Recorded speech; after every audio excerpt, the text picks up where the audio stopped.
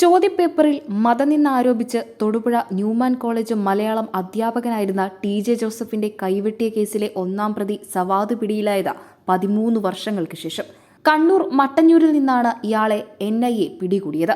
NDF പ്രവർത്തകനായ Savad Ernakulam നെല്ലിക്കുഴിയിലെ furniture കടയിൽ ജോലി ചെയ്യവെയാണ് 2010 കൈവെട്ട് കേസിലെ പ്രതിയായത്.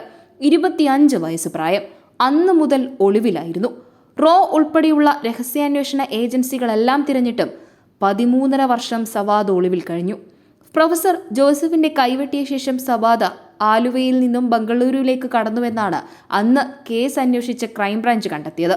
പിന്നീട് പാകിസ്ഥാനും അഫ്ഗാനിസ്ഥാനിലും ഉൾപ്പെടെ 6ലേറെ രാജ്യങ്ങളിൽ പല ഘട്ടങ്ങളിലായി തിരച്ചിൽ നടന്നു. സവാദിനെ കുറിച്ച് വിവരം നൽകുന്നവർക്ക് ആദ്യം പ്രഖ്യാപിച്ചത് 2 ലക്ഷം രൂപ പാരിതോഷികം. പിന്നീട് 5 ലക്ഷമായും ഒടുവിൽ 10 ലക്ഷമായും അത് ഉയർത്തി. എന്നിട്ടും സവാദിന്റെ വിവരമൊന്നും ലഭിച്ചില്ല. ആ സമയത്ത് കണ്ണൂരെത്തി ഷാജഹാൻ എന്ന പേരിൽ മട്ടന്നൂരിന് സമീപം വാടക വീട്ടിൽ ഒളിവിൽ കഴിയുകയായിരുന്നു സവാദ്. പേരും വിലാസവും മാറ്റി പറഞ്ഞ് 8 വർഷം മുമ്പ് കാസർഗോഡ് സ്വദേശിനിയെ വിവാഹം കഴിച്ചു. കാസർഗോഡും കണ്ണൂരിലേക്കും മാത്രം യാത്രകൾ. നാട്ടിലെ വിവാഹ ചടങ്ങുകളിലോ പൊതുപരിപാടികളിലോ പങ്കെടുത്തില്ല. മൊബൈൽ ഫോൺ ഉപയോഗിച്ചിരുന്നതായി ഒപ്പം ജോലി ചെയ്തവർ പറയുന്നു. എന്നാൽ നാട്ടുകാർക്കോ അയൽവാസികൾക്കോ നമ്പർ നൽകുകയോ വിളിക്കുകയോ ചെയ്തിരുന്നില്ല. എന്നാൽ നിരന്തരം സവാദിന്റെ ഫോണിലേക്ക് കോളുകൾ വരുമായിരുന്നുവെന്ന് കൂടെ ജോലി ചെയ്യുന്നവർ പറയുന്നു. ഭാര്യയുടെയും 2 മക്കളുടെയും കൂടെ താമസിച്ചു വരുമ്പോഴാണ് വീട് വളഞ്ഞ് NIA ഇയാളെ അറസ്റ്റ് ചെയ്യുന്നത്.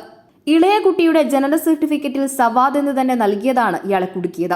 പ്രൊഫസറെ ആക്രമിക്കുന്ന സമയത്ത് സവാദിന് പുറത്തു പരിക്കേറ്റിരുന്നുവെന്നും അതും പരിശോധിച്ചാണ് സവാദിനെ കൂടുതൽ ചോദ്യം ചെയ്യലിന് ഹാജരാക്കിയത്.